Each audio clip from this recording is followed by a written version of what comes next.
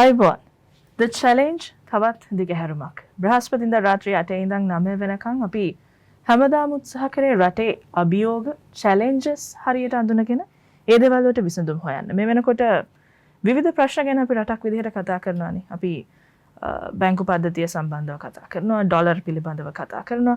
මේ වෙනකොට රටෙන් එළියට මුදල් ගලාගෙන යන එක නැත්නම් ඩොලර් එළියට ගලාගෙන යන එක පිළිබඳව අපි දැඩි අවධානයක් යොමු කරමින් ඉන්නවා. එහෙම අවස්ථාවක සාමාන්‍යයෙන් මිලියන 500ක් විතර ඉක්ම වූ කර්මාන්තයක් ලංකාවේ තිබෙනවා. අපි අත්‍යවශ්‍යයි සලකන මේ මුදල් පිටතට ගලා යන. මේ තමයි මේ ඖෂධ. අත්‍යවශ්‍යම කරන ඖෂධ හා සම්බන්ධව ලංකාව රටක් විදිහට වාර්ෂිකව කොච්චරක විතර වියදමක් දරනවා ඇති කියලා ඔබ හිතනවාද? ඒ වියදම සම්බන්ධව අපි හරියටම හොයාගත යුතු මොහොතක මේ මොහොතේ ඉන්නේ. විවිධ ව්‍යාපෘති ගණනාවක් පසුගිය රජයට පෙර රජයේ සිට, ඒ කියන්නේ වර්තමාන පාර්ශවයේම පෙර පැවති රජයේ සිට අලුත් ව්‍යාපෘති ගණනාවක් ආරම්භ වුණා. ඒවා මේ වෙනකොට ක්‍රියාත්මකයි. ඒ වලින් බොහෝ දෙනා ප්‍රතිලාභ ලැබමින් සිටිනවා. අලුත් ප්‍රවෘත්තිත් අපිට අහන්න ලැබෙනවා. අන්න ඒ හින්දා මේ ඖෂධ නිෂ්පාදනය රටක් විදිහට අපිට කරගන්න බැරිද? අසල්වැසි ඉන්දියාව කරනවා නම් ඇයි ලංකාවට කරන්න බැරි? මෙන්න මේ ප්‍රශ්න හැම එකක්ම අපි අද කතා කරන්නට හිතුවා. The Challenge වැඩසටහනින් මේක මේ ඖෂධ සෞඛ්‍යාංශය පිළිබඳව කාලීන අවශ්‍යතාවයකුත් තියෙන නිසා අපිට නිවැරදිම තොරතුරු දැනගන්න අපි කැඳවා ගත්ත එතුමන්ව රාජ්‍ය ඖෂධ නිෂ්පාදන සංස්ථාවේ සභාපති වෛද්‍ය උත්පල ඉන්ද්‍රවංශ මහතා. අයිබෝන් ඔබතුමාට. අයිබෝන්. මේ සම්බන්ධව ඉතින් ඊට වඩා කතා කරන්න හොඳ කෙනෙක් නැහැනේ. ඒ නිසායි අපි ඔබතුමාගෙන් මේ ප්‍රශ්නේ අහන්නේ. අර මං කියපු කතාව දැන් මේ දවස්වල වෛද්‍යතුමනි අපිට අහන්න ලැබෙනවානේ ඩොලර් රටින් පිටට යන එක ලොකු ගැටලුවක්. මේ සම්බන්ධව පාලනයක් තියාගන්න ඕනේ. අපි ඖෂධ වලටත් සෑහෙන ඩොලර් ප්‍රමාණයක් එළියට යවනවා නේද? මේක ඇත්තක්ද? ඔව් ඇත්තටම අපි දන්නා කාලේ ඉඳලා ලංකාවට ඖෂධ ආනයනයක් තමයි ප්‍රධාන වශයෙන් සිද්ධ කරන්නේ. ඖෂධ නිෂ්පාදනය පටන් ගත්තා දැන් සෑහෙන කාලෙක ඉඳලා. නමුත් ඒවා කලාපයේ අනික් රටවල් එක්ක බලනකොට යම් මන්දගාමී ස්වරූපයක් කියලායි මම දකින්නේ. අපි උදාහරණයක් ලෙස ඉන්දියාව, පාකිස්තානය, බංග්ලාදේශ වගේ රටවල් ගමු. මේ වන විට ඒගොල්ලෝ ඖෂධ වලින් ස්වයං පෝෂිතයි. ඒ විතරක් නෙවෙයි. ඒගොල්ලෝ ඖෂධ අපනයනය කරනවා. ආනයනය නෙවෙයි අපනයනය කරනවා. ඒ කියන්නේ අපි සාමාන්‍යයෙන් ගත්තොත් ලංකාවට ගොඩාක් සමාන රටක්නේ බංග්ලාදේශය. මම දන්න විදිහට බංග්ලාදේශයේ ඖෂධ කර්මාන්තශාලා 260කට වඩා ප්‍රමාණයක් තියෙනවා. ඉන් 30ක් වගේ ප්‍රමාණයක් EU GMP ස්ටෑන්ඩඩ්. ඒ කියන්නේ යුරෝපියානු ප්‍රමිතිකරණය හා සමානයි. ඒගොල්ලෝ ඖෂධ අපනයනය කරන යුරෝපයට. ඒ වගේම ඇමරිකාවට ඖෂධ අපනයනය කරන FDA approved factories උත් තියෙනවා. බංග්ලාදේශ වගේ රටක් ගත්තොත් ප්‍රධානම ආදායම මාර්ගය තමයි විදේශ රටවලින් මුදල් ගලා එමිදි ගත්තොත් මේ ඇඟලුම් කර්මාන්තය. මේක වෙනස් වෙන්න පුළුවන්. නමුත් දෙවෙනි තුන්වෙනි වගේ තැනක ඉන්නේ ඖෂධ. ඒතර හිතා ගන්න ඕනේ අපි කොතනද ඉන්නේ කියලා. බංග්ලාදේශය ඔවුන්ගේ වැඩියෙන්ම රටට මුදල් ගලා එන ආදායම මාර්ගය ඖෂධ නිෂ්පාදනය කරලා අපනයනය කිරීම. ඉතින් අහපු ප්‍රශ්නෙට උත්තරයක් ලෙස මට කියන්න තියෙන්නේ අපි දැන් මේ ඖෂධ නිෂ්පාදනය කරන ක්‍රියාවලිය වේගවත් කරලා තියෙනවා. ඖෂධ නිෂ්පාදන කර්මාන්තශාලා දැනටමත් ආරම්භ කරලා තියෙනවා. ආරම්භ කරන්න සැලසුම් කරලා තියෙනවා. ලංකාවේ ඖෂධ නිෂ්පාදන කර්මාන්තශාලා හෝ වෙන කර්මාන්තශාලාවක් අපි රාජ්‍යාංශයෙන් පටන් ගන්නකොට ලොකු ප්‍රසම්පාදන ක්‍රියාවලියක් තියෙනවා. මේ ක්‍රියාවලිය අපි දැන් අවුරුද්දක් තිස්සේ කරගෙන අවසාන අධීරය වගේ තමයි තියෙන්නේ. ඒ වගේම පෞද්ගලික අංශයත් එකතු කරගෙන පෞද්ගලික ව්‍යවසායකොත් එක්ක public private partnerships අපි පටන් ගන්න තියෙනවා. ඉතින් ඖෂධ කලාප පටන් ගන්න තියෙනවා. උදාහරණයක් කියමු. හම්බන්තොට BOI zone එකක් දැන් හදලත් ඉවරයි. අක්කර 400ක් 450ක් වගේ ප්‍රදේශයක්. ඒ වගේම අනුරාධපුරේ ඔයාමඩුව ඖෂධ නිෂ්පාදන කලාපයක් ආරම්භ කරලා ඉවරයි. ඒ වගේම SPMC ආයතනයේ මං සේවය කරන රාජ්‍ය ඖෂධ නිෂ්පාදන සංස්ථාව සතුව හොරණ මිල්ලා ප්‍රදේශයේ අක්කර 65ක භූමි ප්‍රදේශයක කර්මාන්තශාලා 3ක් සඳහා දැන් සීලුම් ප්‍රසම්පන්දන කටයුතු මා කීවාසය අවසන් කරලා තිනවා. ඔය ආකාරයට අපි යම් මන්දගාමී ස්වරූපයෙන් පටන් ගත්ත 1960 ගණන් වල 70 ගණන් වල සිට 1987 තමයි රාජ්‍ය ඖෂධ නිෂ්පාදන සංස්ථාව ලංකාවට පරිත්‍යාග ලෙස ජපානයේ ලැබෙන්නේ. අද වෙනකුත් තියෙන එකම කර්මාන්තශාලාව රාජ්‍යංග සතු රත්මලානේ පිහිටා තිබෙන රාජ්‍ය ඖෂධ නිෂ්පාදන සංස්ථාව පමණයි. අපි ඉදිරියේදී මේ ගමන වේගවත් කරලා ප්‍රථමයෙන්ම දේශීය අවශ්‍යතාවය සඳහා අවශ්‍ය ඖෂධ අපි නිෂ්පාදනය කිරීමේ ඉතා කඩිනම් ක්‍රමවේදයක් තමයි දැන් අපි අනුගමනය කරගෙන තියෙන්නේ. වෛද්‍යතුමනි මම අර ඔබතුමා ඉවර කරපු තැනින් මම පටන් ගත්තොත් අත්‍යවශ්‍ය වෙන ඖෂධ කියලා ප්‍රමාණයක් පිළිබඳව අපි කතා කරනවානේ. දැන් අපි මේ ඖෂධ ආනයන සම්බන්ධවත් ලොකු අර්බුදයක ඉන්න බව ලෝකයේ සියලුම රටවල් මේ මොහොතේදී හිඟය හා සම්බන්ධව සියලු රටවල් මුහුණ දෙන බව අවිවාදයෙන් පිළිගත යුතු කාරණාවක්. දැන් මේ අත්‍යවශ්‍ය ඖෂධයි කියලා ගැනෙන කාණ්ඩයන් යටතේ ලංකාව සාමාන්‍යයෙන් වැඩිපුරම ආනයනය කරන්නේ මොන ඖෂධද? මොනවාද අපිට හදා ගන්න පුළුවන් ඒවයි? හොඳ ප්‍රශ්නයක්. ඇත්තටම ඖෂධ ආනයනය කිරීමේදී හැම පැත්තකින් බැලුවොත් එහෙම විශාල මුදක් රටින් පිටට යනවා. එයිනුත් බැලුවොත් එහෙම සමහර ඖෂධ ආනයනය කිරීමේදී ඇත්තටම ඒ රටවල තියෙන මිල ගණන් නෙවෙයි ලංකාවට ඖෂධ ආනයනය කිරීමේදී ලංකාවේ තියෙන්නේ. ඒක මෙහෙම කිව්වොත් එහෙම ඖෂධ ආනයනය කරනවා කියන්නේ ටෙන්ඩර් ක්‍රමයේ යටතේ ආනයනය කිරීමක්නේ. එහිදී lowest bidder තමයි මේක යන්නේ. අපි හිතමු වෙන රටක ඖෂධ නිෂ්පාදනය කරන රටක යම් ඖෂධයක් රුපියල් 100යි නම් ඒක ලංකාවට එනකොට සමහර රුපියල් 500ක් වෙන්න පුළුවන්. මොකද ටෙන්ඩර් ක්‍රමයේ යටතේ ඖෂධයක් ආනයනය කිරීමේදී වෙන භාණ්ඩයක් හා සමානයි. පුළුවන් තරම් ලාභය තමයි බලන්නේ. ඒක තමයි සාමාන්‍ය ක්‍රමය. දැන් අපි ඖෂධ නිෂ්පාදනය කරනකොට අපි සත්‍ය වශයෙන්ම නිෂ්පාදනය කරන යන ඖෂධයට යන මිල කීයද කියලා දන්නවා. ඒිනුත් ප්‍රධාන වශයෙන්ම ඇන්ටිබයොටික්ස් වලට. ඒ වගේම පිළිකානාශක ඖෂධ වලට. ඒ වගේම වැක්සින්ස් වලට විශාල මුදලක් රටින් පිටත යනවා. සාමාන්‍යයෙන් අපි රාජ්‍ය ඖෂධ නිෂ්පාදන සංස්ථාව නිෂ්පාදනය කරන ඖෂධ පෙතිහා කරල් ජෙනරල් මෙඩිසින්ස් අපි නිෂ්පාදනය කරනවා. මේවටත් විශාල ප්‍රමාණයක් රටින් පිටත යනවා අපි ආනයනය කරත්.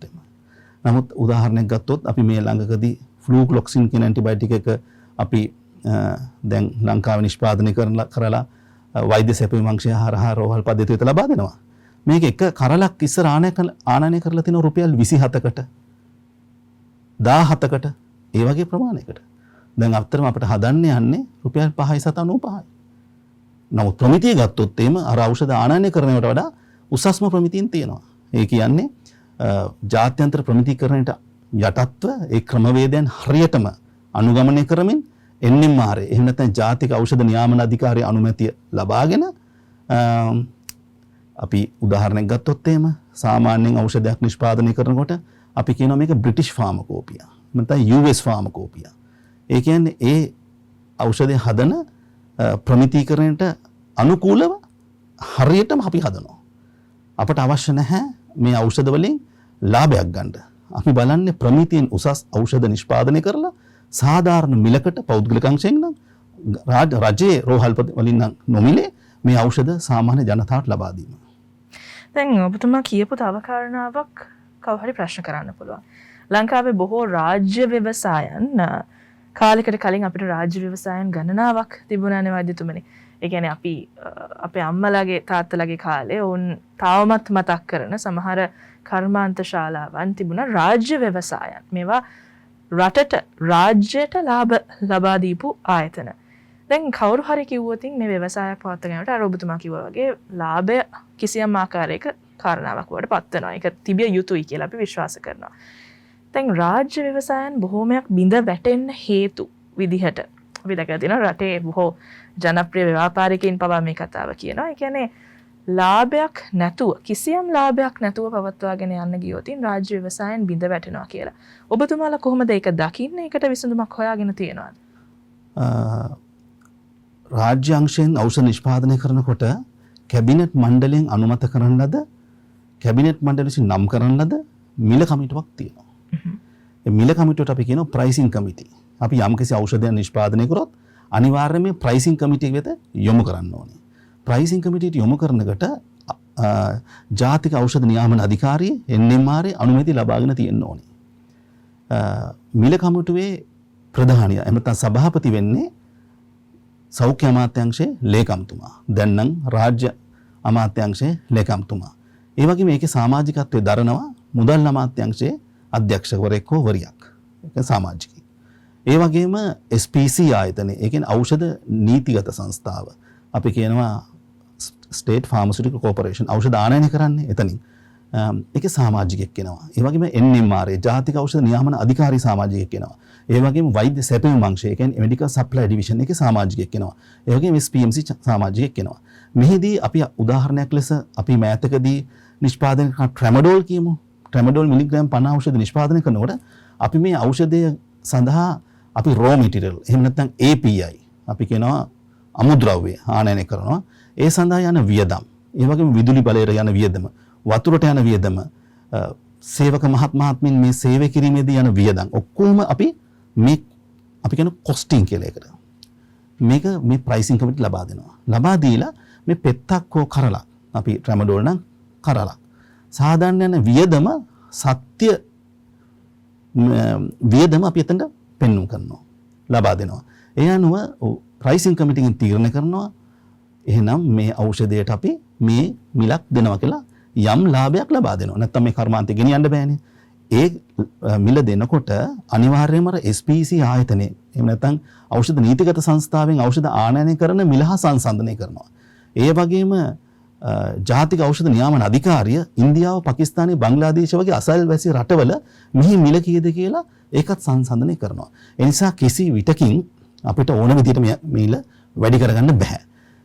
ඒ අනුව ඊටාම පාරදෘශ්‍යභාවකින් යුක්තව තමයි මෙහි මිල තීරණය කරන්නේ. මොකද රාජ්‍ය ව්‍යවසායන් ගොඩ නැගෙනවා තමයි. නමුත් කාලයත් එක්ක කිසිම ලාභයක් නැති වුණාම පවත්වගෙන යන්න බැරි වුණාම මට කර පොඩ්ඩක් ඇඩ් කරන්න පුළුවන්ද? එකතු කරනවා. මම රාජ්‍ය ඖෂධ නිෂ්පාදන සංස්ථාවේ සභාපති ලෙස පැමිණෙන්නේ 2019 දෙසැම්බර් 23 වෙනිදා. මං ඇවිල්ලා අධ්‍යයනයක් කරනකොට මට ෆයිනෑන්ස් ඩිපාර්ට්මන්ට් එකේ DGM සාමාන්‍ය අධිකෘතුමයක් ඇවිල්ලා මට කියනවා ડોක්ටර් පොඩි ප්‍රශ්නයක් තියෙනවා කතා කරන්න ඕනේ. මොකක්ද? ඔබතුමිය මගෙන් අසෝ ප්‍රශ්නය මොකක්ද? මේ ව්‍යවසායකයෝ වැටෙනවා කියවනේ රාජ්‍ය අංශේ. මේ ආයතනයත් ඖෂධ නිෂ්පාදනය කරලා වෛද්‍ය සැපයුම් අංශය හරහා ඖෂධ ලබා දීලා රුපියල් බිලියන 2ක අවුට්ස්ටෑන්ඩින් බැලන්ස් එකක් තිබ්බා. ඒ කියන්නේ ඖෂධ නිෂ්පාදනය කරලා වෛද්‍ය සැපයුම් අංශය හරහා රෝහල් පද්ධතිය ලබා දුන්නත් ඒ සඳහා මුදල් ලබා දීලා නැහැ. 2018 වර්ෂයේ බිලියන 1.5කුත් 2019 වර්ෂයේ බිලියන 0.5යි දෙකකුත්. ඒ කියන්නේ බිලියන 1.9යි ප්‍රමාණයක් ලබා දීලා සල්ලි ලබා දීලා නැහැ. ඒ අනුව raw material එහෙම නැත්නම් අමුද්‍රව්‍ය ආනයනය කිරීමටත් බැරි තත්ත්වයක් තමයි තිබුණේ. තව ටිකක් කල් ගියා නම් සේවක මහත්මයාගේ පඩිය පවා මාසික වේතනය පවා ගෙවන්න බැරි තත්ත්වයක් උද්ගත වෙන්න තිබ්බා. සමහර විට තව කාලයක් ගියා නම් ওই විදිහට අර ප්‍රයිවට් සෙක්ටර් එකෙන් ඉන්වෙස්ටර් කෙනෙක් ගේනවා කියන්නේ.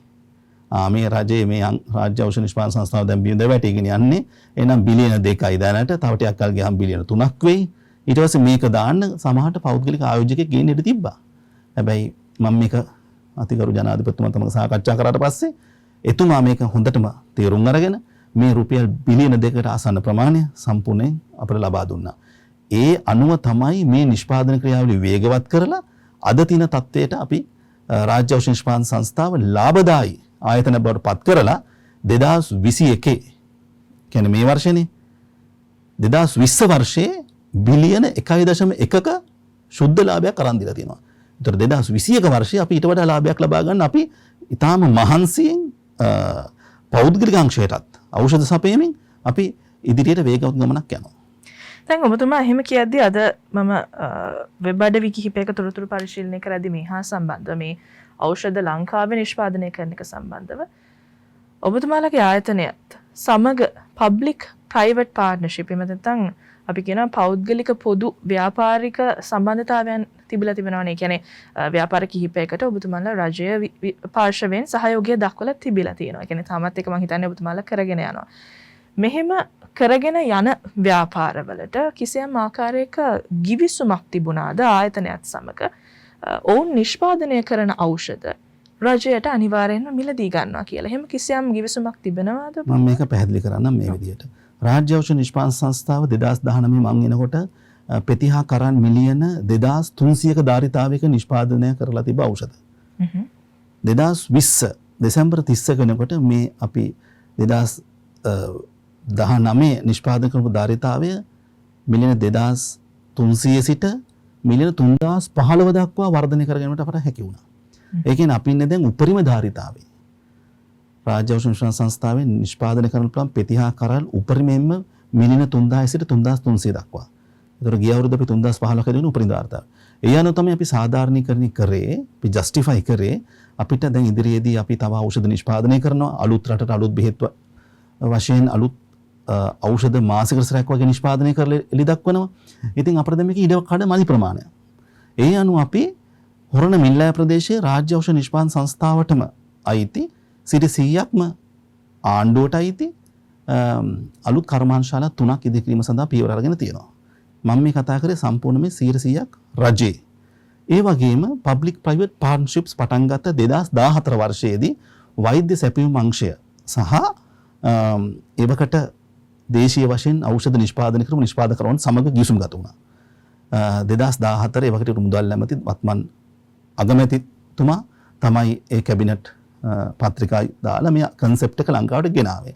පසු කාලීනව මෙම කන්සෙප්ට් එක රාජ්‍ය ඖෂධ නිෂ්පාදන සංස්ථාවට ඇවිල්ලා ආයෝජකයෝ සමග කැබිනට් අනුමැතියද සහිතව ගිවිසුම් ගත වුණා. මෙහිදී සිද්ධ වෙන්නේ රාජ්‍ය ඖෂධ නිෂ්පාදන සංස්ථාව බෙදලා දෙන ඖෂධ. උදාහරණයක් ගමු. සේලයින් නිෂ්පාදනය කරන කර්මාන්තශාලාවකට සේලයින් ලබා දෙනවා. ඇන්ටිබයොටික්ස් හදන කර්මාන්තශාලාවට එක ලබා දෙනවා. ඉන්ජෙක්ෂන් හදන කර්මාන්තශාලා 3ක් තියෙනවා කොටස් 3කට බෙදලා. එක්කෙනෙක් හදන එක අනිත් එක්කෙනා හදන්න නැති වෙන්න. ඒ වගේම ඉන්සුලින් හදන කර්මාන්තශාලාවක් වෙනම ලබා දෙනවා. ඒ ආකාරයට රාජ්‍ය ඖෂධ නිෂ්පාදන සංස්ථාව තියෙන ඖෂධ බෙදා වෙන් කරලා නව කර්මාන්තශාලා ඇති කිරීමේ ක්‍රමවේදයක් ඇති කරා. ඒ අනුව මම මේ ස්ථානට පැමිණෙනකොට මේ ක්‍රමවේදය යම් අඩාලවීමක් තිබ්බා යම් පැතිවලින්. මම මේක ඉතා පාරදෘශ්‍ය භාවකින් යුක්තව එවකට හිටපු සෞඛ්‍ය ලේකම්තුමිය බද්රානි ජයවර්ධන මැතිතුමා සමග සාකච්ඡා කරලා කමිටියක් පත් කරලා එහි කමිටියේ සම්පූර්ණ මේ ඔක්කොම එවැලුවේට් කරලා මේ ආයෝජකයන්ගේ මොකද තියෙන ප්‍රශ්න කියලා අපි අඳුනගෙන ඉතා පාරදෘශ්‍ය භාවයකින් මේ ක්‍රමවේදය පටන් ගත්තා. ඒ ප්‍රතිඵලයක් ලෙස කණු 6ක් වගේ ප්‍රමාණයක් තමයි මේ සේලයින් කර්මාන්තශාලාවේ තිබුණේ. 2002 වගේ කාලේ ඉඳලා මේ සේලයින් හදන කතිකාවත තිබිලා තියෙනවා. උත්සාහ කළා තියෙනවා. හැබැයි මේක යථාර්ථයක් කරගන්න බැරි ප්‍රශ්නයක් වෙලා තිබුණා. මම හිතනවා මේවට මුදල් මේ ප්‍රශ්න මොන හරි දේවල් අපි දන්නේ නැති දේවල් හරස් වෙන්නේ නැති කියලා. කෙසේ හෝ වේවා ගරු ජනාධිපතිතුමාගේ අනුමැතිය ලබාගෙන අපිට පුළුවන් වුණා අවුරුදු 1කමාරක් ඇතුළත සේලයින් කර්මාන්තය සම්පූර්ණ ඉවර කරලා අද වෙනකොට සේලයින් නිෂ්පාදනය කළා රාජ්‍ය ඖෂධ නිෂ්පාදන සංස්ථාව හරහා ලබා දෙන්න. මේ සියලුම කර්මාන්තශාලාවල නිෂ්පාදනය කරන අපේ බද්ධ ව්‍යාපාර කියලා අපි තව වචනකින් කියනවා මේ ක්වොලිටි කන්ට්‍රෝල් එක සම්පූර්ණ SPMC එකේ. ඒ කියන්නේ සේලයින් හදනකොට මේ සේලයින් හදන විදිහ, අධීක්ෂණය, ක්වොලිටි එක සියල්ලම SPMC එක තුලින් තමයි සිද්ධ වෙන්නේ. ඒ වගේම මේ ඖෂධ එළියට එන්නේ SPMC ලේබලේ යටතේ. උදාහරණයක් කිව්වොත් SPMC එක ඇතුලේ ඖෂධයක් හදන්නේ කොහොමද අපි? ඒ විදිහට අපි මේ ආයෝජකයන්ගේ කර්මාන්තශාලා තුළ මේ ඖෂධය අපි සාදා ගන්නවා. සරලව කිව්වොත්. ඒතර මේ කර්මාන්තශාලා ඉදි කරලා තියෙන්නේ මුල සිටම අග දක්වාම අද දක්වාම අපේ අධීක්ෂණය යටතේ. ඒ නිසා මේ සියලුම කර්මාන්තශාලා EU GMP ස්ටෑන්ඩඩ්. ඒ කියන්නේ යුරෝපියානු ප්‍රමිතීකරණයට යටත්ව තමයි සාදලා තියෙන්නේ. මොකක්ද අවසාන බලාපොරොත්තුව? දේශීය අවශ්‍යතාවය සපුරාලුවට පසුව ඖෂධ අපනයනය කිරීම. අපි නැවතත් අර පළමු ප්‍රශ්නෙට එන්නේ. ඉතින් ඒ අනුව මහනුවර පල්ලේකැලේ ප්‍රදේශයේ සේලයින් කර්මාන්තශාලාව සම්පූර්ණ අවසන් කරලා තිනවා. ඒ හා සම්බන්ධව තවත් වැක්සින් කර්මාන්තශාලාවකුත් දැන් තියෙනවා. මේ කර්මාන්තශාලාව ඇතුළෙම උපකර්මාන්තශාලාව. ඒ වගේම කටුනායක ආයෝජන කලාපේ ඉන්ජෙක්ෂන්ස් වර්ග 84ක් සාධන කර්මාන්තශාලාවක දැන් 75ක් වගේ වැඩ ඉවර වෙලා තියෙනවා. ඒ වගේම ජායල ප්‍රදේශයේ පෙතිහා කරල් නිෂ්පාදන කර්මාන්තශාලාවකුත් කෙෆලස්පෝරින් කියන ඉන්ජෙක්ෂන් සාධන කර්මාන්තශාලාවකුත් කර්මාන්තශාලා දෙකක් එතන 80ක් වගේ වැඩ නිම වෙලා තියෙනවා. ඒ වගේම අපි දැන්ට මාස 8කට විතර ඉස්සෙල්ලා මුල්ගල තියලා පටන් ගත්තා ගාල්ල කොග්ගල ආයෝජන කලාපේ ඉන්සුලින් නිෂ්පාදන කර්මාන්තශාලාවක්. ඒකේ ඉන්ජෙක්ෂන්ස් 32ක් නිෂ්පාදනය කරනවා.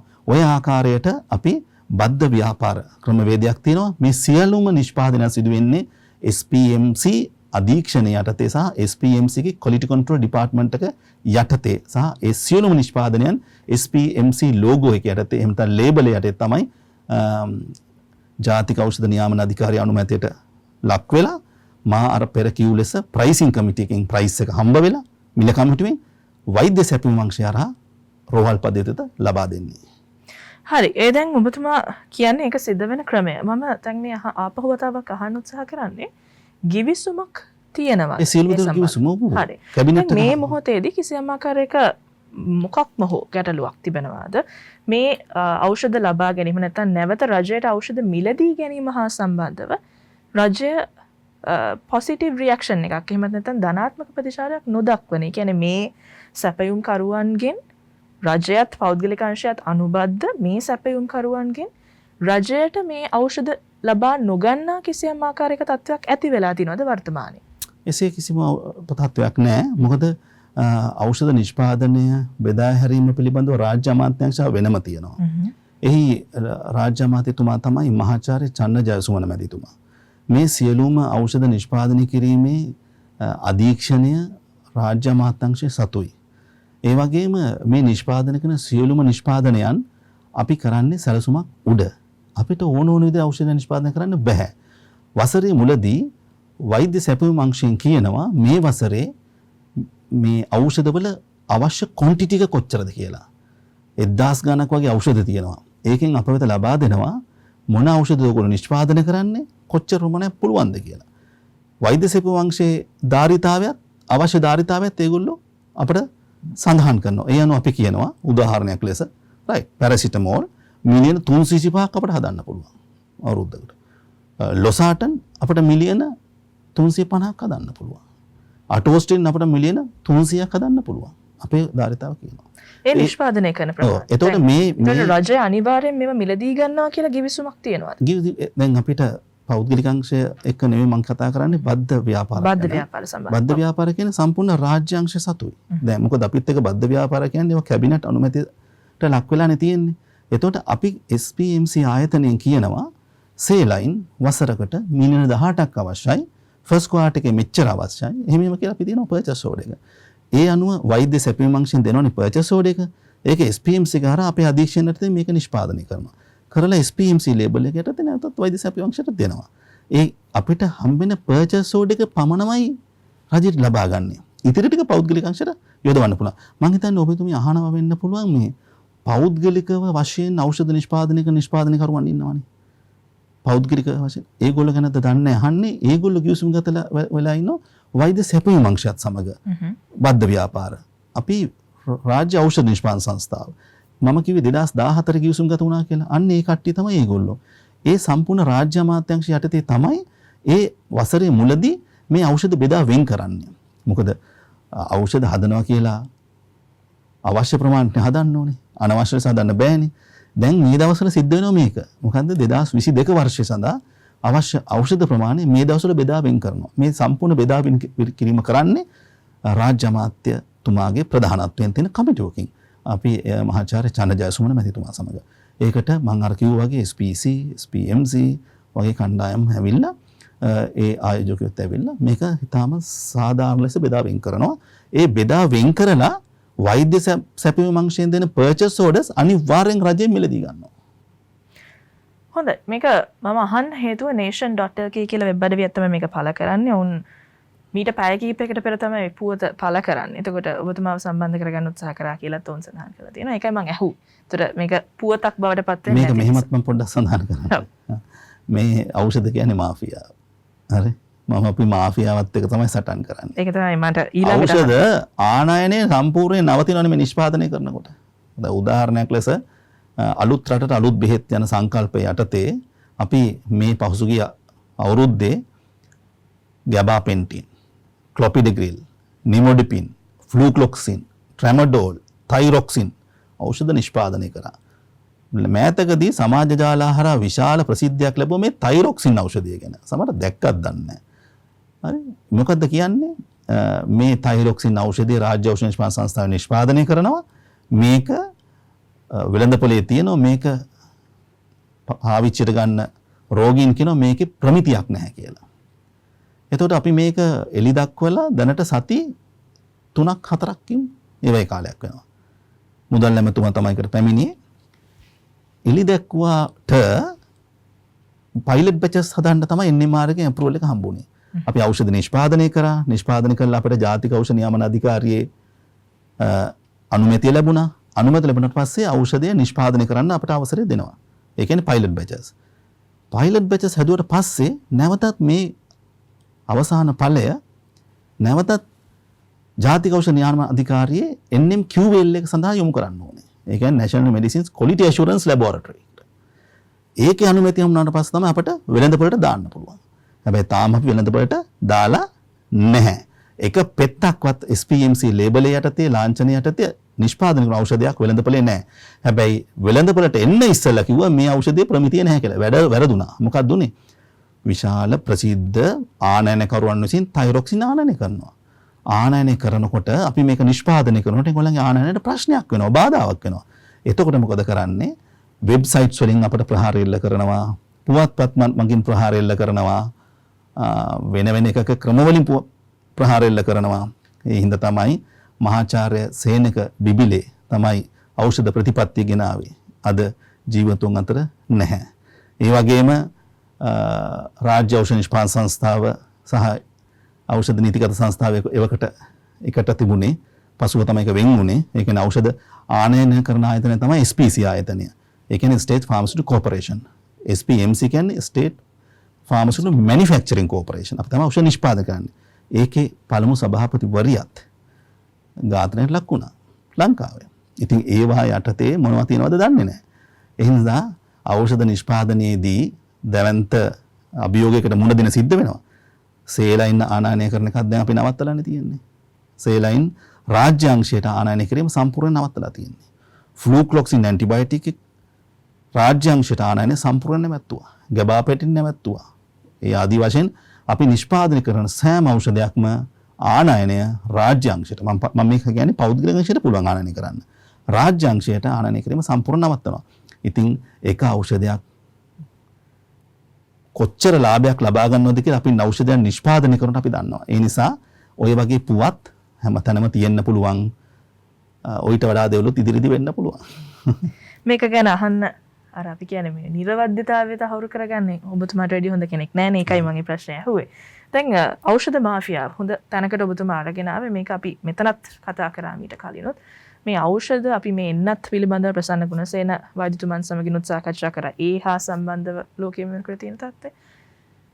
සේනක බිබිලේ වෛද්‍යතුමන් මතක් කරපු නිසා ඔබතුමා 1970 එතුමා අරගෙන ආපු ජාතික ඖෂධ ප්‍රතිපත්තිය නිසා සේනක බිබිලේ ඖෂධ ප්‍රතිපත්තිය කියලායි අපි ඒක දන්නේ. ඒ නිසා තමයි තල්ලුවක් ලැබෙන්නේ මේ රට තුලම ඖෂධ නිෂ්පාදනය කරන්න. අපිට පොඩ්ඩක් ඒ කතාව කියන්න අපේ මේ තරුණ පරම්පරාව ඒ ගැන දන්නේම නැති තරම්. ඔව්. මමත් හැබැයි තරුණයි. ඖෂධ ප්‍රතිපත්තිය ගැන කතා කරොත් එහෙම 1970 ගණන් වල ඔබතුමා කියුවා හරි. කෙටියෙන් කිව්වොත් එහෙම මහාචාර්ය සේනක බිබිලේ වෛද්‍යතුමා පැවසුවේ ප්‍රමිතියෙන් උසස් ඖෂධ සාධාරණ මිලකට ජනතාවට ලබා දීම. මෙහිදී ප්‍රමිතිය අනිවාර්යයෙන්ම සැලකිලිමත් වෙන්න ඕනේ. ඖෂධ ආනයනය කරන ඖෂධ මතක් කරපු නිසා විශේෂඥ වෛද්‍ය ප්‍රසන්න ගුණසේන මැතිතුමා මෑතකදී පැවසුවා අහඹු ලෙස පරීක්ෂණයක් කරලා ලැබ් එකෙන් මේකේ ප්‍රමිතිය චෙක් කරා කියලා. 128ක් වගේ ප්‍රමාණයක ඖෂධවල ප්‍රමිතියේ ප්‍රශ්න ඔප්පු වෙලා තියෙනවා.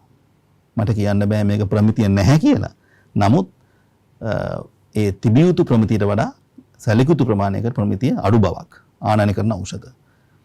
නමුත් රාජ්‍ය ඖෂධ නිෂ්පාදන සංස්ථාවේ නිෂ්පාදනය කරන ඖෂධ පසුගිය අවුරුද්දෙත් ඊට ඉස්සෙල්ලා අවුරුද්දෙත් එකම ඖෂධයක්වත් ක්වොලිටි ෆේලියර් වෙලා නැහැ. මම මේ සරලව කියන්නේ මේ ප්‍රමිතිය ගැන. එතකොට මහාචාර්ය සේනක බිබිලේ මැතිතුමා සඳහන් කළේ ප්‍රධානම එක තමයි ප්‍රමිතිය. ඒකයි මම මුලින්ම කිව්වේ රාජ්‍ය අංශ සතු ඖෂධ නිෂ්පාදන ආයතනය වන නිසා අපි යම් කිසි කෙනෙක් පෞද්ගලික අංශයක් හෝ ආනයනය කිරීමකදී හෝ ලාභයක් බලාපොරොත්තු වෙන නම් අපි ඒක බලාපොරොත්තු වෙන්නේ නැහැ අසාමාන්‍ය ලෙස. ඒ ප්‍රයිසිං කමිටි එකකින් දෙන සාධාරණ ලාභේ පමණයි අපිට අවශ්‍ය වෙන්නේ. මොකද මේ කර්මාන්තේ රැක ගන්න, ගෙන යන්න ඉස්සරහට. ඉතින් මහාචාර්ය සේනක බිබිලේ මැතිතුමා එදා කිව්වේ SPC ආයතන තමයි එතුමා හැදුවේ. හදලා එතුමා කරේ ප්‍රමිතිය උසස් ඖෂධ ලංකාවට ආනයනය කිරීම. ඒ සඳහා විශාල ක්‍රමවේදයක් එතුමා සැකසුවා. ඒ වගේම එතුමා කිව්වේ ඖෂධ ආනයනය කරන අතර ලංකාවේ ಔಷಧ නිෂ්පාදනය කරන්න ඕනේ කියලායි. ඒකයි මේ දෙක එකට තිබුණේ ඉස්සර. ඉතින් ඒකේ ඒ SPC එකේ ආනයනය ක්‍රමක්‍රමයෙන් නවත්තලා SPMC එකෙන් රාජ්‍ය ඖෂධ නිෂ්පාදන සංස්ථාවෙන් ඖෂධ නිෂ්පාදනය ක්‍රමක්‍රමයෙන් වැඩි කරන එකයි කිව්වේ. ඉතින් ඇත්තටම ඒ දේ සැහැණ කාලයක් සිද්ධ වුණ නැහැ. මොකද හේතුව අර කිව්වා වගේ මේක ලේසි පාසු දෙයක් නෙවෙයි. මම මෙහෙම කිව්වොත් එහෙම මේක දේශීය වශයෙන් ශ්‍රී ලංකාවේ ඖෂධ නිෂ්පාදනය කරන්න නම් මේ එක පෙළකට මේ සියලු දෙනා සිටින්න ඕනේ. මොකක්ද ඒක එකත් කියන්නේ? සෞභාග්‍ය දැක්ම ප්‍රතිපත්ති ප්‍රකාශය. මම දේශපාලන නෙවෙයි කතා කරන්නේ. යථාර්ථය. ඒකෙදි පැහැදිලිව කියනවා දේශීය නිෂ්පාදනය ගැන. ඖෂධ විතරක් නෙවෙයි අනික් ඒවත්. එතකොට මේ ජනාධිපතිතුමා ඉන්නේ ආනයනයේ පැත්තේ නෙවෙයි. දේශීය වශයෙන් නිෂ්පාදනය කිරීමත් පැත්තේ. එතනින් ගත්තාම අපේ රාජ්‍ය අමාත්‍යතුමා ඉන්නේ ඒ මතේ. ඒතර අපි ඉන්නේත් ඒ මතේ.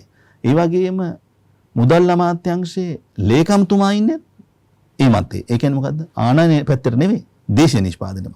ඒ වගේම අලුතින් පත්වෙච්ච මුදල් ඇමතිත් ඉන්නේ දේශීය නිෂ්පාදනය ගැන. දැන් දකින්නවා ඇති කෘෂි කර්මාන්තය ගත්තත් එතනත් දේශීය නිෂ්පාදනය කරනවා. ඉතින් මේකේ කවුරු හරි කෙනෙක් මේ පුරුක් දාමයක් නෙමේකේ. කවුරු හරි කෙනෙක් මේකේ මැදින් අපිට මේ දේ කරගෙන යන්න දුන්නේ නැත්නම් මේ ක්‍රමය අපිට කරගන්න බැරි වෙනවා. උදාහරණයක් ගමු. දැන් සේලයින් නිෂ්පාදනය කරලා මේකට කැබිනට් අනුමැතිය දුන්නේ නැත්නම් අද සේලයින් රාජ්‍යාංශයට දෙන්න විදියක් නැති වෙනවා.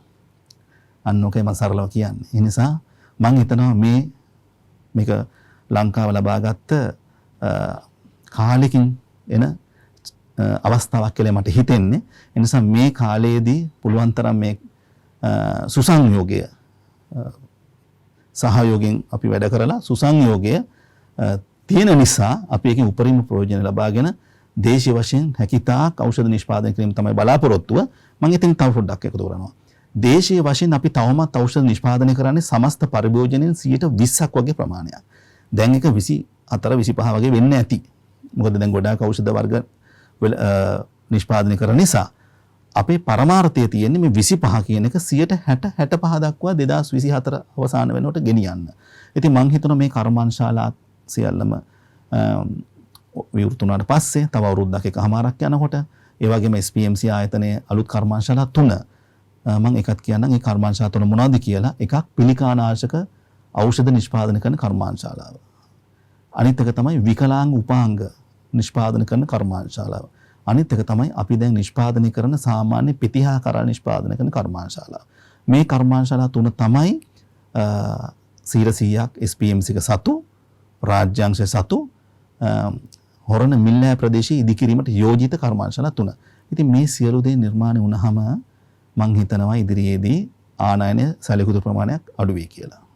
ඔබතුමාට කිසියම් ආකාරයක විශ්ලේෂණයක් ඇති ඔබතුමා 2019 පත්තුණයින් පස්සේ මේ ගත වෙච්ච කාල සීමාව ඇතුළත කොච්චරක් ඔබතුමාලා රටට ඉතුරු කරලා තියෙනවද? බිලියන 3ක්.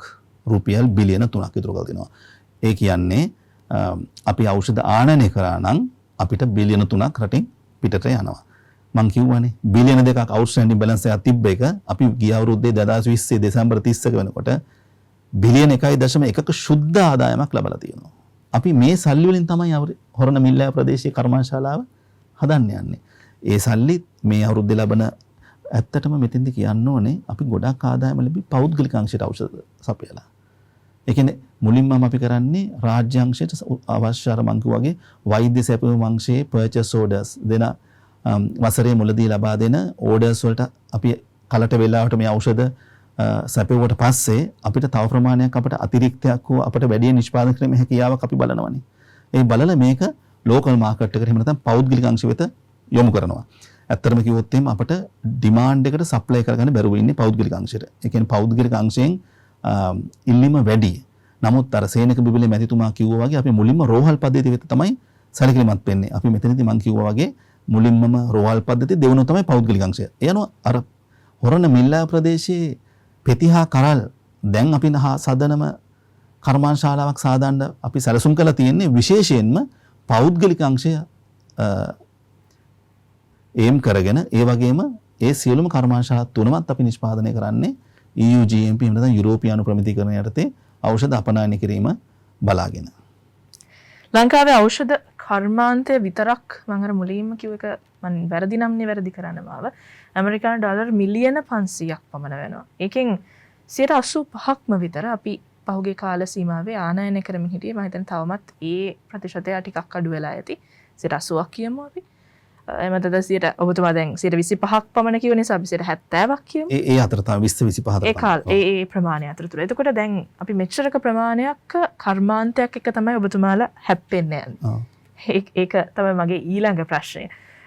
මේක මාෆියාවක් කියන එක, මේක වටා දැවැන්ත මුදල් සම්භාරයක් ගැවසෙනවා කියන එක, ලෝකයේ බලවත් ධනවත් ආයතන රාජ්‍යයන් පාලනය කරන ආයතන මේ පසුපස ඉන්නවා කියන එක අමුතුවෙන් කිව යුතු කාරණාවක් නෙවෙයි. ඒකත් එක්ක තමයි ඔබතුමාලා පුංචි රටක දැවැන්ත ව්‍යාපාරයක් විදිහට, දැවැන්ත රාජ්‍ය ව්‍යාපාරයක් විදිහට හැප්පෙන්න උත්සාහ කරන්නේ.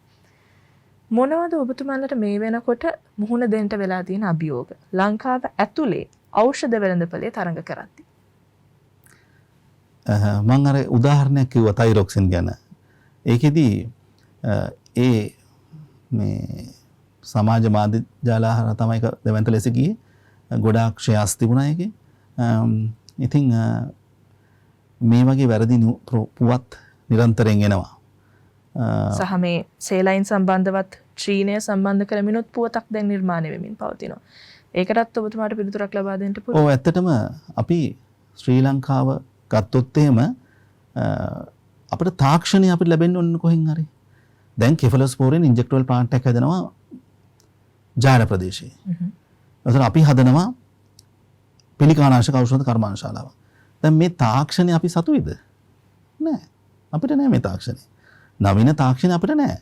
අපි දැන් හොරණ මිල්ලෑව ඒ කර්මාන්තශාලා තුන සඳහා එක්ස්ප්‍රෙෂන් ඔෆ් ඉන්ට්‍රෙස්ට් කෝල් කරලා තියෙනවා. ඒකෙන් අපිට ඇවිල්ලා තිනවා විදේශ රටවලින් එක් රටවලින් කන්සල්ටන්ස්ලා 28 දෙනෙක්. මේ 28 දෙනාගෙන් 3 දෙනෙක් තමයි අපිට අවශ්‍ය වෙන්නේ. කර්මාන්තශාලා තුනකට. එතකොට ඒකෙන් දැන් අපි ඉන්නේ RFP කෝල් කරන්න. request for proposals කියලා කියන්නේ. අපි අපේ ටෙක්නිකල් ප්‍රොපෝසල් එක මේ ඔක්කොගෙම ලියලා අපි මේ 28 දෙනාට දැම්මට පස්සේ ඒගොල්ලෝ අපිට ඒ සඳහා අපි යනකොට RFP කෝල් කරාට පස්සේ අපිට අපි එතනින් අපේ ප්‍රොකියුමන්ට් එක හරහා අපි 3 දෙනෙක් තෝරගන්නවා. දැන් මේ 3 දෙනාම විදේශිකයෝනේ. ඒතර පිළිකානාශක ඖෂධ කර්මාන්තශාලාව නිෂ්පාදනය කරන්න එන කන්සල්ටන්ට් ගාව තමයි මේ දැනුම තියෙන්නේ, තාක්ෂණය තියෙන්නේ. අපි කියන්නේ ඒකට ටෙක්නොලොජික ට්‍රාන්ස්ෆර් කරන්න ඕනේ. ටෙක් ට්‍රාන්ස්ෆර් කියන්නේ. එතකොට අවුරුදු 2ක් 3ක් වගේ ප්‍රමාණයක් මේගොල්ලෝ මේ කර්මාන්තශාලාවේ නිෂ්පාදනය කරලා ඉවරන හැදුවට පස්සේ අපේ ලංකාවත් සමග එකතු වෙලා මේ සේවය කරනවා. අපේ ශ්‍රී ලාංකේයන්ට මේ දැනුම ලබා දෙනවා. මැෂින් එකේ ඉඳලා, රෝ මැටීරියල් එකේ ඉඳලා, මේක නිෂ්පාදනය කරන ක්‍රමවේදයේ ඉඳලා මේ තාක්ෂණ සම්පූර්ණ ලබා දෙනවා. ඒ වගේම මේකේ පිළිකානාශක ඖෂධ නිෂ්පාදනය කරනකොට මේක ෆෝමුලේට් කරන්න ඕනේ මේ ඖෂධ. මේ ෆෝමුලේෂන් එක ෆෝමුලේෂන් ඩිපාර්ට්මන්ට් එකේ වෙන්නේ. මේ ෆෝමුලේෂන් ඩිපාර්ට්මන්ට් එකේ අපේ ඉන්න නිලධාරීන්ට අලුත් දේවල් මේවා. ඒ ටෙක්නොලොජි ලබා දෙන්න ඕනේ. එතකොට ඒ කර්මාන්තශාලා සඳහා ඒ පිට රටින් අවුරුදු 2-3ක් වගේ කාලයකදී මේ තාක්ෂණික දැනුම සහ ඒ ඥාණය ලබා දෙනවා. පසුව අවුරුදු 2-3 ඒගොල්ලෝ ඒ රටට යනවා. ඒකයි අපේ ගිවිසුම. ඒ වගේ තමයි සේලයින් වලත්. සේලයින් වල ඒ තාක්ෂණික දැනුම සහ ඥාණය ලබා දෙන්නේ චීනෙන්. ඒකේ චීනේ ඒකට ෂෙයාර්ස්ුත් තියෙනවා. මොකද හේතුව ඒක වෙන විශේෂ දෙයක්. මොකද ලංකාවේ සේලයින් ගත්තොත් එහෙම පුංචි රටක් කියලා කිව්වනේ. මිලියන 22ක් 23ක් වගේ ජනතාවක් ඉන්නේ. සේලයින් බෝතල් අවශ්‍ය මිලියන 18ක් වගේ ප්‍රමාණයක් වසරකට.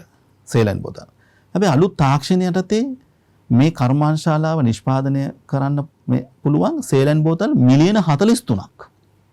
එතකොට මාස 5කින් 6කින් වගේ මේ ලංකාවේ තියෙන රික්වයර්මන්ට් එක, ඩිමාන්ඩ් එක අපි සප්ලයි කරාට පස්සේ ඉතින් මාස 6 කර්මාන්තශාලාව වහලා තියන්න බෑනේ. අනිවාර්යෙන් ඖෂධ සේලයින් බෝතල් අපනයනය කරන්න ඕනේ. අපනයනය කරන්න වෙළඳපොලක් තියෙන්න ඕනේ. හැමදාම තිබ්බ ප්‍රශ්නයක් ඕක. ඒ නිසා අපි වෙළඳපොළක් තියෙන කෙනෙක් තෝරගත්ත මේ ටෙක්නොලොජි ට්‍රාන්ස් එක සඳහා අපිට දැනුම ලබා දීලා මේ ශාස්ත්‍රය අපි ලබා දෙන්න. එතකොට අපි දැන් මාස 6කින් ලංකාවට අවශ්‍ය සේලම් බෝතල් මිලියන 10ට හැදුවා පස්සේ ඉතුරු හදන සීලුම සේලම් බෝතල් අපනයනය කරන්න අපිට වෙළඳපොළක් හොයන්න ඕනේ නැහැ. මොකද ඔහු සතුව මේ වෙළඳපොළ දැනටමත් තියෙනවා. එස ඖෂධ අපනයනය කරන්න හෝ සේලම් අපනයනය කරන්න මේක හොඳ ක්‍රමවේදයක්. මොකද ඒ රටක කොහේ හරි රටක දැවන්ත වෙළඳපොළක් තියෙන කෙනෙක් එක සම්බන්ධ වුණාම අපිට අපනයනය කරන්න ආය හොය ඉන්න ඕනේ නැහැ. ඒ අනුව සේලම් බෝතල් මිලියන 25ක් වගේ ප්‍රමාණයක් අපනයනය කිරීමට තමයි සැලසුම් කරලා තියෙන්නේ. මේ ඔක්කොම එකපාර කරන්න බෑ. ඒක ඔක්කොම පියවරෙන් පියවරට යන්නේ. අපි පළමු පියවර වශයෙන් සේලයින්. ඊට පස්සේ අපි ළඟදීන් පටන් ගන්නවා ඩෙක්ස්ට්‍රෝස් හදන්න. ළඟදීන් පටන් ගන්නවා හාර්ට් මාර්ට්ස් මැනිටෝල් හදන්න. මේ ඔක්කොම ලාර්ජ් වොලියම් පැරන්ටරල්ස්. ඒ කියන්නේ මිලිලීටර් 100කට වඩා ප්‍රමාණයකින් යුක්ත කන්ටේනර්ස්. එහෙම නැත්නම් බෝතල්. මේවා තමයි ලාර්ජ් වොලියම් පැරන්ටරල්ස් කියන්නේ. ඔන්න ඔය විදිහට තමයි අපි මේ කර්මාන්තශාලා දියත් කරන්නේ. මෙහිදී තව එකක් කියන්න ඕනේ. ඔබතුමා දන්නවද යුනිවර්සිටිස් වල බැචලර් ඔෆ් ෆාමසි කියලා උපාධියක් තියෙනවා. බී ෆාම් කියන්නේ. මේ උපාධිධාරීන්ට රැකියා ඉස්සර කොහෙද තිබුණේ? කොහෙවත් නැහැ. මේගොල්ලෝ ගොඩාක් වෙලාවට වෙන රටවලට යන්න වෙනවා රැකියා හොයාගෙන. දැන් මේ සේලයින් ෆැක්ටරි එක තියෙන්නේ මහනුවර පල්ලිකැලේ ආයෝජන කලාපේ. අලුත් රක්ෂා 250ක් උත්පාදනය වුණා. ඒකෙන් 125ක් වගේ ප්‍රමාණයක් බී ෆාම් එහෙම නැත්නම් බැචලර් ෆාමසි උපාධිධාරීන්ට. ඒක විශාල අවස්ථාවක් ඒගොල්ලන්ට. ඒ වගේම මේ කර්මාන්තශාලාවේ මම අර කිව්ව තාක්ෂණය, මම අර කිව්ව ටෙක්නොලොජි එක, එහෙම නැත්නම් ඒ ක්‍රමවේදය නිෂ්පාදනය කරන ආකාර මේ උපාධිධාරී ශිෂ්‍ය ශිෂ්‍යාවන්ට ඒ කර්මාන්තශාලාවට ඇවිල්ලා අධ්‍යයනය කිරීමේ මහඟු අවස්ථාවක් ලැබෙනවා. ඉස්සර ඒවා දකින්නේ YouTube හරහා. සමහරට අපි හිතෙන් හිතා ගන්නවා පොත කියවනට මෙහෙම වෙන්නේ නැති කියලා. දැන් මේ ඔක්කොම ප්‍රායෝගිකව ඇවිල්ලා අධ්‍යයනය කරන්න පුළුවන්. ඒ වගේම තමයි අපි දැන් ඉන්සුලින් ප්ලාන්ට් එක ගමු. ගාල් ආයෝජන කලාපේ දැන් සෑහෙන දුරකට ඒකත් වැඩ කටයුතු අවසන් වෙගෙන යනවා. එහි එන්නේ අලුත්ම තාක්ෂණයක්. ඉන්සුලින් හදන විදිය. මේකත් තියෙන්නේ ටෙක්නොලොජි ට්‍රාන්ස් එකක් වෙන රටකින්. ඒ අනුව අපට දැනුම නැති පැති කරා තමයි අපි යන්නේ. ඉතින් ප්‍රථමයෙන්ම චීනය වෙන්න පුළුවන් සේලයින් වලට. අපි සමග දැන් සම්බන්ධ වෙන්නේ සමහර විට වෙන රටවල කට්ටිය වෙන්න පුළුවන්. කොහොම හෝ වේවා නියම ප්‍රසම්පාදන කටයුතු හරි පාරේ ගිහිල්ලා රජයේ තියෙන ක්‍රමවේදයට අනුව මේ සියල්ලම සිද්ධ වන්නේ කැබිනට් අනුමැතියට යටත්. සහ ඉන්දියාවත් සම්බන්ධ වෙනවා නේද? ඉන්දියාවෙන් ඔව් අනිවාර්යයෙන්ම දැන් ඉන්දියාව කියන්නේ ලෝකයේ ඖෂධ නිෂ්පාදනයේ දෙවන්තේ. අපි එංගලන්තෙන් කවුරු හරි කෙනෙක් බැලුවාම එතනත් ඇතුලේ ඉන්දියන්ස්ලා ඉන්නවා. ඒක ඉතින් ඒගොල්ලන්ගේ දක්ෂතාවය. ඉතින් අපි කොතනද ඉන්නේ? ඒකයි මම කල්පනා කරන්නේ. අපි තේතතරපත් වෙන්න එපා. දැන් බලන්න ඉන්දියාවෙන් ඖෂධ නිෂ්පාදන සඳහා මැෂින්ස් දැන් ලෝකේ ප්‍රධාන නිෂ්පාදකයෙක් වෙලා ඉන්නවා. මැෂින් හදන එක පවා. අපි පොඩි කාලෙන් ටාටා අශෝක් ලේලන්ඩ් බස් වල යනවනේ.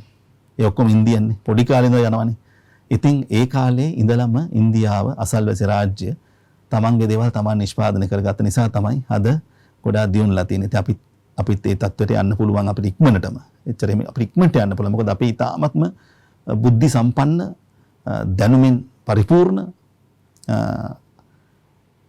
පිරිසක් ඉන්න රටක් මේක. අපේ SPMC එක ගත්තොත් ෆාමසිස්ට්ලම විශාල ප්‍රමාණයක් ඉන්නවා. ඒ වගේම කෙමිස්ට්ලා විශාල ප්‍රමාණයක් ඉන්නවා. එක එක උපාධිධාරීන් ඉන්නවා. ඉන්ජිනියර්ස්ලා ඉන්නවා. ඉතින් අපි ඩ්‍රග් එක ෆෝමියුලේට් කරන්න ගියාම තාක්ෂණය දැන් තියෙන තාක්ෂණය ඒගොල්ලෝ ඉගෙනගෙන ගත්තට පස්සේ ඒගොල්ලෝ ඉක්මනට ඒක භාවිතා කරනවා. කරලා අලුතෙන් ඖෂධ හදනවා. ඉතින් මම හිතනවා විකලාංග උපකරණ නිෂ්පාදන කර්මාන්තශාලාව, පිළිකානාශක කර්මාන්තශාලාව ගත්තොත් එහෙම ඒ තාක්ෂණ ලැබුණාට පස්සේ අපේ කට්ටිය ඉක්මනට මේක ආග්‍රහණය කරගෙන ඉක්මනටම මේ තව අලුත් නිෂ්පාදනයන් කරා පෙළඹෙනවා. මුලින්ම තාක්ෂණය අවශ්‍යයි. ඒකයි මම මේ ටික විස්තර කරේ අර පිට රටින් අපිට තාක්ෂණය එන්න ඕනේ කියන කාරණේ මත.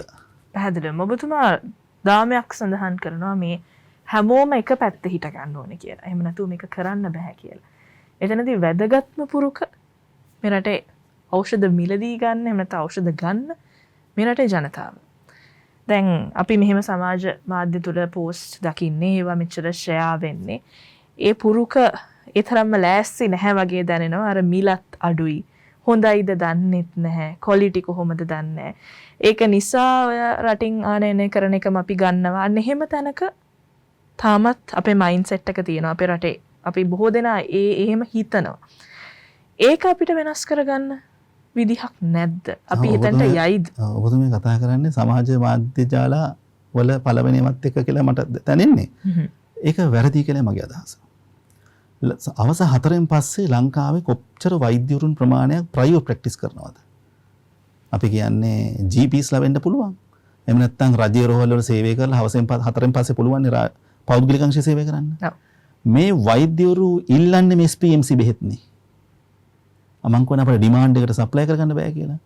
මුළු වසර පුරාම අපට පුළුවන් අටෝස්ටටින් හදලා දෙන්න. වසර පුරාම අපට පුළුවන් දියවැඩිය අවසන්දා ග්ලික්ලොසයිඩ් හදලා දෙන්න, මෙට්ෆෝමින් දෙන්න. වසර පුරාම අපට පුළුවන් කොලෙස්ටරෝල් සඳහා අටෝස්ටටින් දෙන්න. ප්‍රෙෂර් එක සඳහා ලොසාටන් දෙන්න. අපට නිෂ්පාදන ධාරිතාවය නැති එකේ ප්‍රශ්නේ.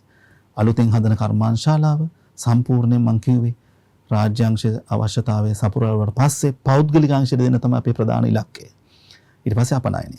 ඒ නිසා මේ සමාජ මාධ්‍ය ජාලාවල යන්නේ සල්ලි දාලා බූස් කරන්න පුළුවන් තත්ත්වයක් නේ තියෙන්නේ. Facebook එක ඩොලර්ස් 1000ක් කියන්නේ ඖෂධ ආනයනය කරුවකට ලොකු ගාණක් නෙමෙයි. ඒ වගේ ගාණක් දාලා වැරදි පෝස්ට් එකක් බූස් කරා නම් මේක යනවා හැමෝම බලනවා. අනික අපේ රටේ හෝ ඕනම රටක වැරදි ප්‍රවෘත්තිය තමයි ඉක්මනට යන්නේ. හරි කැමැති. හරි හොඳ දෙයක් යනවා හරි අඩුයි. එතකොට සාමාන්‍ය ජනතාව දැන් අපි උදාහරණයක් ගමු. හතිපෙත්ත කියලා කියන්නේ, රෝසපෙත්ත කියන්නේ සම්පූර්ණ රාජ්‍ය ඖෂධ නිෂ්පාදන සංස්ථාවේ නිෂ්පාදනයක්. අපි හදන නිෂ්පාදනය කරන ඖෂධ ගොඩාක් තියෙනවා. කාබමෙසපින් ෆිට් එක හදන අය පාවිච්චි කරන එක. SPMC කාබමෙසපින් තමයි හැමෝම ඉල්ලන්නේ. මේ සාමාන්‍ය ජනතාව මේක දන්නවා. සමය මම කියන්නේ නාගරික ප්‍රදේශයේ කට්ටියට නම් එක ට්‍රේඩ් නේම්ස් වලින් ගන්න කැමැත්තක් දක්වනවා ඇති. ඒක සාධාරණයි. ඒක නමුත් GPsලා පෞද්ගලික අංශයේ සේවය කරන වෛද්‍යවරු ඉල්ලන ඩිමාන්ඩ් එකට අපිට සප්ලයි කරගන්න බැරුවයි අපි ඉන්නේ. ඒ නිසා මම හිතනවා ඒගොල්ලෝ බෙහෙත් දෙන්නේ සාමාන්‍ය ජනතාවට ඒ බෙහෙත් වලට උත්තර දෙන හින්දානේ. ඒ නිසා මම හිතනවා ඉදිරියේදී මේ මානසිකත්වය වෙනස් වෙයි. ලංකාවේ ඖෂධ නිෂ්පාදනය කරන එක ගැන මිනිස්සුන්ගේ අවබෝධයක් තිබුණෙත් නැහැ, දන්නෙත් නැහැ. අඩු ගානේ රාජ්‍ය ඖෂධ නිෂ්පාදන සංස්ථාවක් තිබ්බද කියලා දන්නෙත් නැහැ. වැඩි ඕනේ නැහැ. මම SPMC චෙයාමන් කියලා පෝස්ට් එක හම්බෙනකොට අපේ වෛද්‍යවරු අහනවා SPC චෙයාමන්ද කියලා. ඒ කියන්නේ වෛද්‍යවරුත් දන්නේ SPMC එකක් තිබ්බද කියලා. ඒ කියන්නේ ලොකු සේවයක් කරා ඉස්සරින්දම. හැබැයි එහෙම ප්‍රසිද්ධියක් තිබුණේ නැහැ. දැන් අලුතෙන් ඖෂධ නිෂ්පාදනය කරන හින්දා, මාධ්‍ය යන හින්දා, පුවත්පත්වල යන හින්දා, සමාජ මාධ්‍යවල අපට එරෙහිව යම් යම් අභියෝගයන් අපට ලබා දෙන හින්දා මේක ප්‍රසිද්ධ වෙලා තියෙනවා දැන් යම් තරමකට. ඉතින් බලමු අපි අභියෝග ජයගෙන තමයි ඉදිරියට යන්න වෙන්නේ. ඖෂධ නිෂ්පාදනයේ කවදාවත් අපට ඊටාම සුව පහසු ගමන් මාර්ගයක් නම් ඇති වෙන්නේ නැහැ. ඒක රළු වෙයි, දරුණු වෙයි. හැබැයි අපි නොකොඩව ඉස්සරහට යනවා. ඒ ප්‍රශ්න අහන්න මූලිකම හේතුව තමයි මොකද එහෙම වැරදි එහෙම නැත්නම් එහෙම පුවතක් ඔබ දැක්කහම ඒක ගැන අහන්න තැනක් තියෙනවානේ. අපි බොහෝ වෙලාවට කරන දෙයක් තමයි මේ වැරදි ප්‍රචාරය තවත් තැනකට එහෙම නැත්නම් තවත් පිරිසකට දකින්න සලස්වන එක. හැබැයි හරි දේ මොකක්ද කියන එක අපි බොහෝ අවස්ථාවල හොයන්නේ බලන්නේ නැති නිසා. දැන් මේ විදිහට ඉල්ලුමක් රට තුල තියෙනවා නම් මේ රටේ ඇතුළෙම නිෂ්පාදනය කරන ඖෂධ හා සම්බන්ධව එහෙනම් ඉතින් ඒ ඖෂධ භාවිතා කරන මේ ශ්‍රී ලාංකිකයෝ තමයි මේ පුවත්පත් වලට විරුද්ධව එහෙම නැත්නම් මේ පුවත් වලට විරුද්ධව තමන්ගේ හඬ නගන්නට අවශ්‍ය වෙන්නේ. අන්න ඒ නිසායි අපි ඒක විමසුවේ. මේ ආසන්න කාල සීමාවේ මොන හරි සැලසුම් තිබෙනවාද කර්මාන්තශාලා කීපයට අමතරව ඔබතුමාලා දියත් කරන්න බලාපොරොත්තු වෙන්නේ? ඔව්. අපි අලුතෙන් ඖෂධ 35ක් අලුතෙන් නිෂ්පාදනය කිරීමේ වැඩපිළිවෙලක් දැන් සකස් කරගෙන යනවා. ඒ සඳහා අධ්‍යක්ෂ මණ්ඩලය අනුමැතිය ලැබුණා ගිය සුමානේ. ඊපස්සේ අපි ඉදිරියේදී ඒ සඳහාද එක්ස්ප්‍රෙෂන් ඔෆ් ඉන්ට්‍රෙස්ට් එකක් කෝල් කරලා ඒ සඳහාද තාක්ෂණය අවශ්‍යයි. අලුත් ඖෂධනේ. ඉතින් අපි කඩිනම් ක්‍රමයක් කියන්නේ. සාමාන්‍යයෙන් ඖෂධයක් නිෂ්පාදනය කරන අවුරුද්දක් වගේ ප්‍රමාණයක් යනවා. මොකද මේක නිෂ්පාදනය කරාට පස්සේ මේක මාස 6ක වගේ ප්‍රමාණයක් ස්ටැබිලිටි තියන්න ඕනේ. ෂෙල්ෆ් ලයිෆ් එක අවුරුදු 2ක් වගේ තියෙනවා නම් ඒක අපි වේලාසනින් අපි ඒක හොයා ගන්න ඕනේ. ඖෂධයක් නිෂ්පාදනය කරනකොට රාජ්‍ය ඖෂධ නිෂ්පාදන සංස්ථාවේ තියෙනවා දෙපාර්තමේන්තු 8ක්. මේ 8ේම සහභාගීත්වය අවශ්‍ය වෙන යම් මට්ටම් වලදී. ප්‍රධාන වශයෙන්ම මේකේ තියෙනවා procurement department, procurement planning department. ඊට පස්සේ තියෙනවා formulation and research and development department, production department, quality control department. මේ ප්‍රධාන වශයෙන් මේ departments 4 සම්බන්ධ වෙනවා. අපි උදාහරණයක් ලෙස මේ ඖෂධ 35ක් නිෂ්පාදනය කිරීමේදී අපිට formulation department එකට මේ samples, raw material samples දෙන්න ඕනේ procurement department එකෙන්. samples දුන්නාට පස්සේ අපි තෝරාගත්තොත් යම් කිසි ඖෂධයක් මේ ඖෂධයේ ඉස්සලම ෆෝමියුලා එක අපි හදා ගන්න ඕනේ. අපිට පුළුවන් ෆෝමියුලා එක වෙන රටකින් මිලදී ගන්න. ඒක සාමාන්‍යයෙන් ඩොලර් 50000ක් 80000ක් වගේ අධික මිලක් වෙනවා. නිසා අපේ විශේෂඥ දැනුමක් තියෙන ෆෝමියුලේෂන් ඩිපාර්ට්මන්ට් එක නිලධාරීන් ඉන්නවා. මේගොල්ලෝ මේ ඩ්‍රග් එක ෆෝමියුලා එක හොයලා ඒක පරීක්ෂණ මට්ටමින් ස්ටැබිලිටි 6 months දීලා චෙක් කරනවා. අසාර්ථක වුණොත් ආයෙත් හදනවා. අසාර්ථක වුණොත් ආයෙත් හදනවා. සාර්ථක වෙන තත්ත්වයට ගෙනාවට පස්සේ මේක මාස 6ක් තියෙනවා. ස්ටැබිලිටි. තියලා මේක යවනවා ක්වොලිටි කන්ට්‍රෝල් ඩිපාර්ට්මන්ට් එක. 1987 දී ජපානයෙන් ලද පරිත්‍යාගයක් කියලා මම කිව්වනේ. රාජ්‍ය ඖෂධ ඒ ක්‍රමවේදයම අදටත් අඛණ්ඩව ඒ ක්‍රමවේදය යනවා. ඒ යන ක්වොලිටි කන්ට්‍රෝල් ඩිපාර්ට්මන්ට් එකේ බලනවා මේ ඖෂධය ෆෝමියුලේට් කරලා තියෙන්නේ බ්‍රිටිෂ් ෆාමකෝපියාද US ෆාමකෝපියාද ඒ නියම ප්‍රමිතියට අනුකූලවද කියලා. ඒකේ ඕකේක හමුුණාට පස්සේ අනුමැතිය හමුුණාට පස්සේ මේ ෆෝමියුලේෂන් එක යවනවා ජාතික ඖෂධ නියාමන අධිකාරියට NMRA. ඒ අනුමැතිය ගන්න ලේසි නෑ.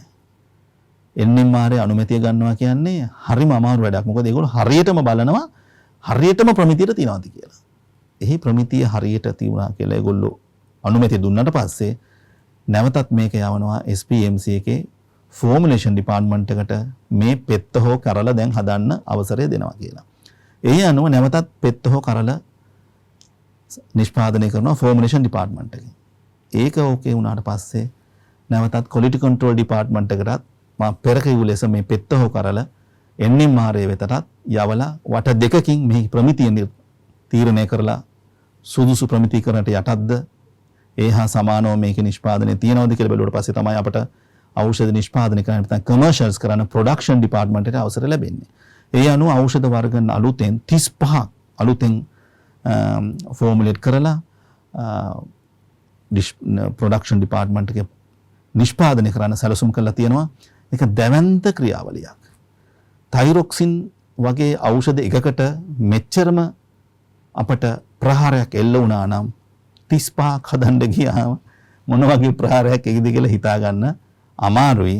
හැබැයි ජාතියක් වශයෙන් අපි හරිම ආඩම්බර වෙන්න ඕනේ මේ ඖෂධ හෝ වෙන යම් දෙයක් හෝ දේශීය වශයෙන් නිෂ්පාදනය කරනවා නම් අපි හැමදාම පිටරටට අතපාලා ආනයනය කරලා හැම දෙයක්ම මේ රට ඉස්සරහට යන්නේ නැහැ, දියුණු වෙන්නේ නැහැ. අපි බැලුවාම අපි මොනවද රටේ නිෂ්පාදනය කරන්නේ කියන එක බැලුවාම අපිට බලන හැම දෙයක්ම පිටරටින් කියනවා වගේ තමයි මට නම් තේරෙන්නේ. ඊටාම අඩු වශයෙන් තමයි දේශීය වශයෙන් නිෂ්පාදනය කරන්නේ. ඉතින් මං කියන්නේ මාෆියාගේ පැත්තට ආවොත් එහෙම මේක දැන් තුලන වෙලා තියෙන්නේ. මොකද හේතුව මේ ප්‍රධාන ඖෂධ ආනයනකරෝ දේශීය වශයෙන් මේ ඖෂධ නිෂ්පාදනය කරන්න දැන් පෙළඹිලා තියෙනවා. දැන් සේලයින් නිෂ්පාදනය කරන ඒ ආයෝජකයා ප්‍රධාන ඖෂධ ආනයනකරුවෙක්. ඒ වගේම ජායල ප්‍රදේශයේ ඒගොල්ලෝ ආනයනකරුවෝ. ඉතින් මේ මාෆියක තුලන වෙනවා. හැබැයි යථාර්ථය අවබෝධ කරගන්න තුන මොකද රජයක් වශයෙන් දේශීය වශයෙන් සෑම දෙයක්ම නිෂ්පාදනය කරන්න ගත්තට පස්සේ ඒක ඖෂධ වෙන්න පුළුවන්, වෙන කර්මාන්තයක් වෙන්න පුළුවන්. ඒක ගවර්න්මන්ට් පොලිසි එක ඒක නම් ඒකට පිටුපාල යන්නත් බෑනේ. ඒ නිසා ඒ යන පැත්තටම ගොඩක් වෙලාවට යන්න සිද්ධ වෙනවා. එහෙනම් ඉදිරියේදී මම හිතනවා හැමෝම මේක අවබෝධ කරගෙන අපි දේශීය වශයෙන් අපි හෝ පෞද්ගලික ආයෝජනය කරලා පෞද්ගලිකව දේශීය තවත් නිෂ්පාදනය කරන නිෂ්පාදනකරුවන් හෝ හැමෝම දේශීය නිෂ්පාදකරුවන් නිසා තමයි මම දකින්නේ. ඒ හැමෝටම සහාය දෙයි කියලා මම හිතනවා. එක ඖෂධයකට එහෙමනම් ඖෂධ 35කට ඒ ප්‍රහාරය එල්ල වෙද්දි අර ඒ පුරුකේ ඒ දාමේ අවසාන පුරුක බවට පත්වෙන ඔබ තමයි ඒ සටනට ඔවුන්ගේ පැත්ත හිට ගන්නට ඕනේ. අන්න ඒ ඉල්ලීම කරන්නටයි අපිට අවශ්‍ය වුණේ. අන්න ඒ නිසා මේ තරම් මේ තත්ත්වය පිළිබඳව මේ ක්වොලිටි එක හා සම්බන්ධව මිල අඩුවෙන් ලබා දෙන්නේ. කොහොමද මේ ක්වොලිටි එකට මේ හැමදේම පැහැදිලි කරේ? අකුරක් නෑර පැහැදිලි කරේ මෙතුමා. තව දෙයක් කියන්න ඕන. කොරෝනා වසංගත තත්ත්වයේ ඔබතුමිය දැක්කද පුවත්පත්වල එහෙම නැත්නම් රූපවාහිනී නාලිකාවල දැඩි ඖෂධ හිඟයක් ලංකාවේ ඇතුණා කියලා කොහේ හරි කියනවා. දැඩි එකක් දෙකක් 10ක් වෙන්න පුළුවන්. මොකද ඖෂධ 1000ක් වගේ ප්‍රමාණයක් තියෙනවානේ.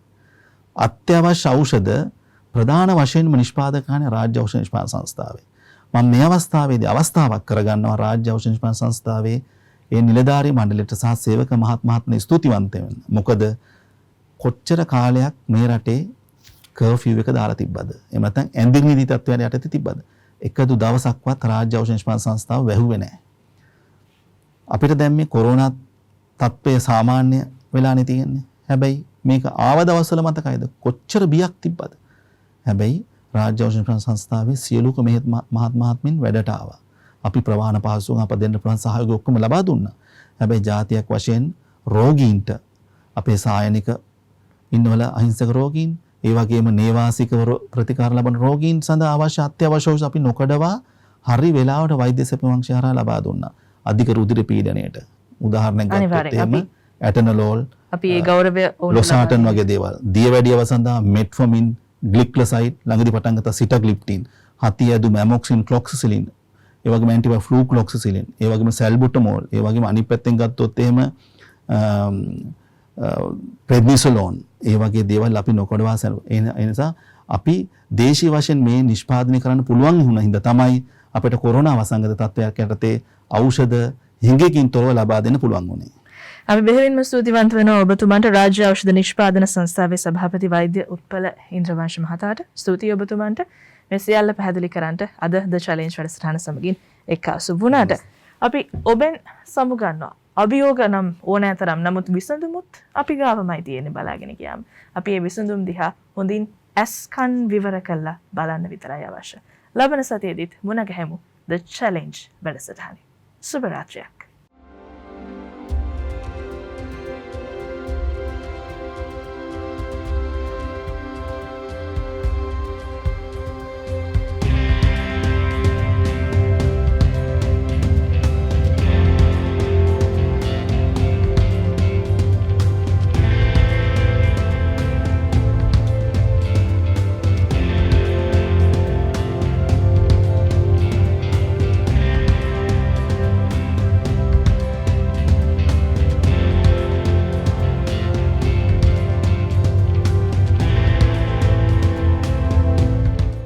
මෙවැනි වටිනා වැඩසටහන් නැරඹීමට ජයමග TV YouTube නාලිකාව සබස්ක්‍රයිබ් කර සීනුව ලකුණ ක්ලික් කරන්න.